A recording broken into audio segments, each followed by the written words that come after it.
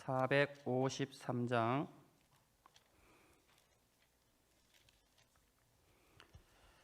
예수 더 알기 원하네. 크고도 넓은 은혜와 대속해 주신 사랑을 간절히 알기 원하네. 내 평생의 소원, 내 평생의 소원, 대속해 주신 사랑을 간절히 알기 원하네. 성령이 서승되셔서 진리를 가르치시고 거룩한 뜻을 깨달아 예수를 알게 하소서. 내 평생의 소원, 내 평생의 소원, 대속해 주신 사랑을 간절히 알기 원하네. 성령의 감화 받아서 하나님 말씀 배우니 그 말씀 안절안절이 내 맘에 교훈되도다. 내 평생의 소원, 내 평생의 소원, 대속해 주신 사랑을 간절히 알기 원하네. 예수가 계신 보좌는 영광에 둘려 있도다. 평화의 왕이 오시니 그 나라 왕성하도다. 내 평생의 소원, 내 평생의 소원, 대속해 주신 사랑을 간절히 알기 원하네. 아멘. 사도신경으로 신앙 고백 드리겠습니다. 전능하사 천지를 만드신 하나님 아버지를 내가 믿사오며 그 외아들 우리 주 예수 그리스도를 믿사오니 이는 성령으로 잉태하사 동정녀 마리아에게 나시고 본디오 빌라도에게 고난을 받으사 십자가에 못 박혀 죽으시고 장사한 지 사흘 만에 죽은 자 가운데서 다시 살아나시며 하늘에 오르사 전능하신 하나님 우편에 앉아 계시다가 저리로서 산자와 죽은 자를 심판하러 오시리라. 성령을 믿사오며 거룩한 공회와 성도가 서로 교통하는 것과 죄를 사하여 주시는 것과 몸이 다시 사는 것과 영원히 사는 것을 믿사옵나이다. 아멘. 하나님의 말씀은 요한복음 17장입니다.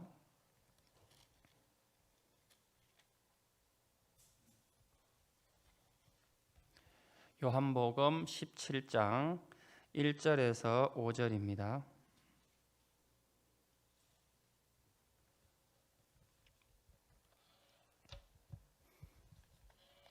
제가 봉독해 드리겠습니다. 예수께서 이 말씀을 하시고 눈을 들어 하늘을 우러러 이르시되 아버지여 때가 이르렀사오니 아들을 영화롭게 하사 아들로 아버지를 영화롭게 하게 하옵소서. 아버지께서 아들에게 주신 모든 사람에게 영생을 주게 하시려고 만민을 다스리는 권세를 아들에게 주셨음이로소이다. 영생은 곧 유일하신 참 하나님과 그가 보내신 자 예수 그리스도를 아는 것이니이다. 아버지께서 내게 하라고 주신 일을 내가 이루어 아버지를 이 세상에서 영화롭게 하였사오니 아버지여 창세전에 내가 아버지와 함께 가졌던 영화로서 지금도 아버지와 함께 나를 영화롭게 하옵소서. 아멘. 요한복음에서 다락방 강화는 13장에서 17장까지입니다.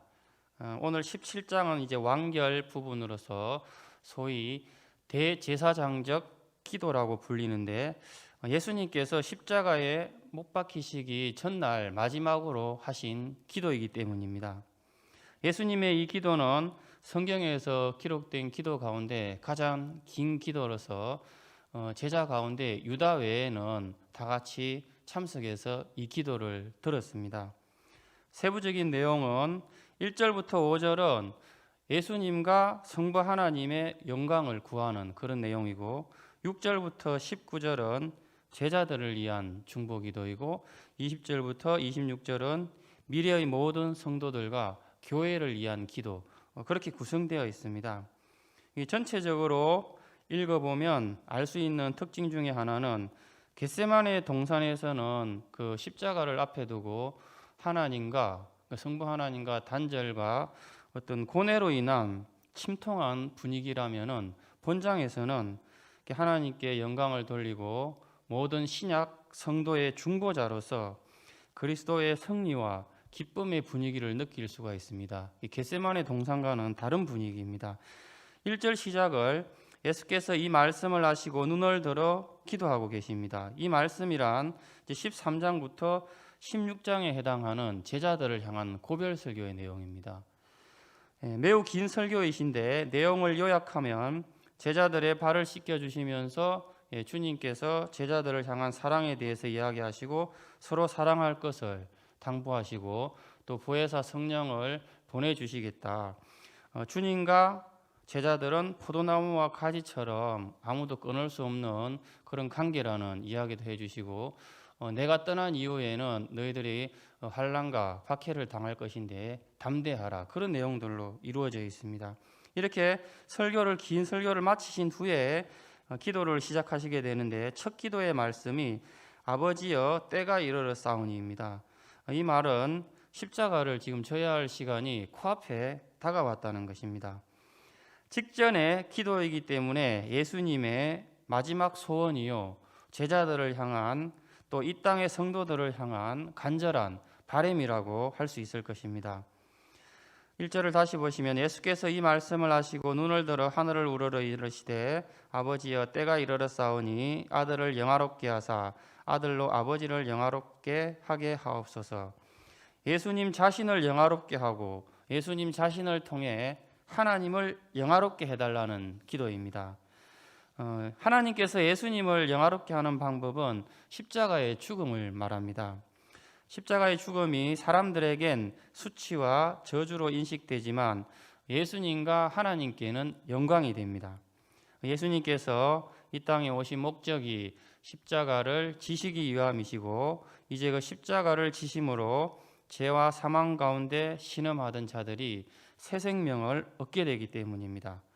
또한 예수님 자신도 십자가 죽음이 있어야지 부활 승천하시고 승천하신 후에 만유를 통치하시기 때문에 십자가는 예수님께는 가장 영화로운 그런 사건이 되시며 동시에 하나님을 가장 영화롭게 해드리는 그런 사건이 되겠습니다. 예수님은 바로 이것을 마지막 기도 때에 소원으로 기도하셨습니다. 2절에 아버지께서 아들에게 주신 모든 사람에게 영생을 주게 하시려고 만민을 다스리는 권세를 아들에게 주셨음이로소이다. 하나님께서 이 땅에 주님을 보내신 목적은 영생을 주시기 위함입니다. 영생은 영원한 생명이라는 뜻이지만 구원이라는 말과 같은 의미입니다. 영생을 단순히 죽어서 천국에 가게 되고 영원히 죽지 않는 것이라고 우리가 생각을 하면은 이 영생의 의미를 이해하는 데 조금 부족한 면이 있습니다. 왜냐하면 영원히 사는 것은 지옥에 간 사람들도 죽지 않고 영원히 살기 때문에 그렇습니다.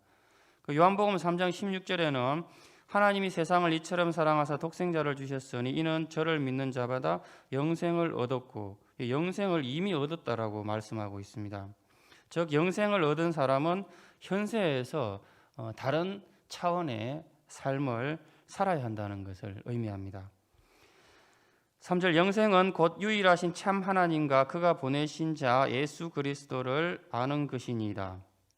영생을 얻는 방법을 유일하신 하나님을 아는 것이라고 말씀하고 있습니다. 영생을 얻는 방법은 예수님을 믿는 믿음이라고 생각하는데 아는 것이라고 표현하고 있습니다. 여기서 안다라는 말은 믿는다는 말과 같은 의미로 봐야 됩니다.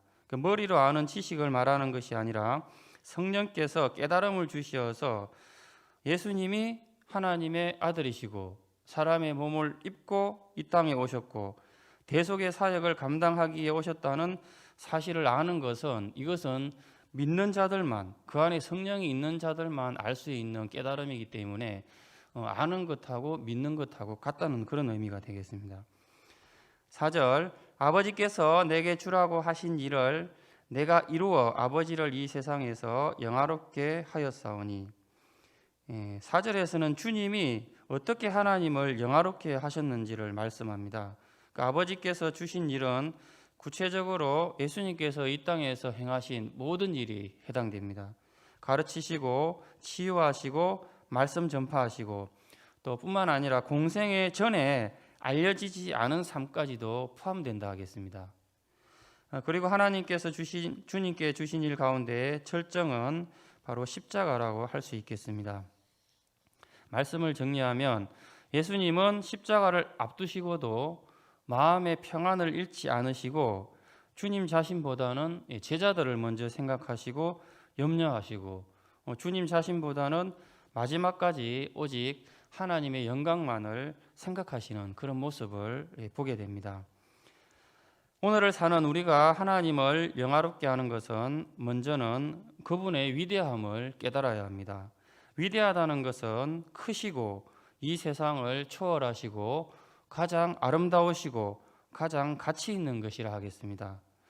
즉 하나님이 가장 위대하시고 가장 가치 있는 분임을 알고 믿을 때 우리 삶이 하나님을 영화롭게 해드릴 수 있는 출발점이 된다는 것입니다.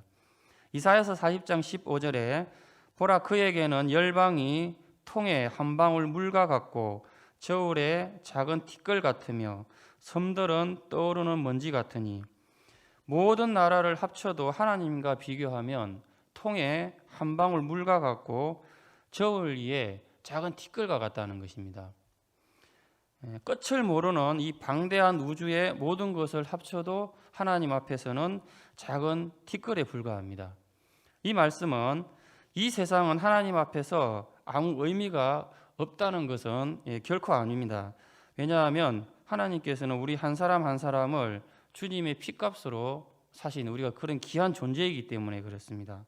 머리털 하나까지 세심받되고 내 이름으로 무엇이든지 구하면은 주신다라고 우리가 약속을 받았고 예수님의 친구입니다.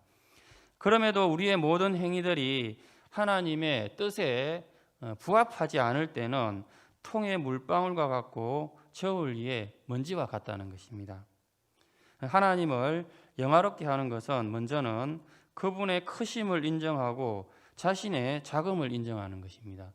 순종과 헌신만이 하나님을 영화롭게 하는 것이 아니라는 것입니다. 자녀와 부모와의 관계를 생각해 보면 어느 부모도 자식에게 베푼 만큼 자식이 똑같이 갚으라고 요구하는 그런 부모님은 없는 것과 같은 원리로 하겠습니다. 원하기는 우리가 죄인됨을 알고 그분이 베푸신 사랑을 알고 감사하는 것만으로도 하나님을 영화롭게 해드리는 것임을 깨닫는 저와 여러분 되기를 소망합니다. 하나님 아버지 감사합니다. 주님께서 이 땅에 오셔서 하나님을 영화롭게 하는 일에 모든 것을 바치셨던 것처럼 우리의 인생의 목표도 하나님의 나라가 되게 하여 주시옵소서. 하나님을 알고 그리스도를 바로 알아 하나님 뜻대로 살아 주님의 구원이 헛되지 않으며 하루하루 의미 있는 삶을 살게 하여 주시옵소서. 감사를 드리며 예수님의 이름으로 기도드립니다. 아멘. 하늘에 계신 우리 아버지여, 이름이 거룩히 여김을 받으시오며 나라의 임하옵시며 뜻이 하늘에서 이룬 것 같이 땅에서도 이루어지이다. 오늘날 우리에게 일용할 양식을 주옵시고 우리가 우리에게 죄 지은 자를 사하여 준 것 같이 우리의 죄를 사하여 주옵시고 우리를 시험에 들게 하지 마옵시고 다만 악에서 구하옵소서. 대개의 나라와 권세와 영광이 아버지께 영원히 있사옵나이다. 아멘.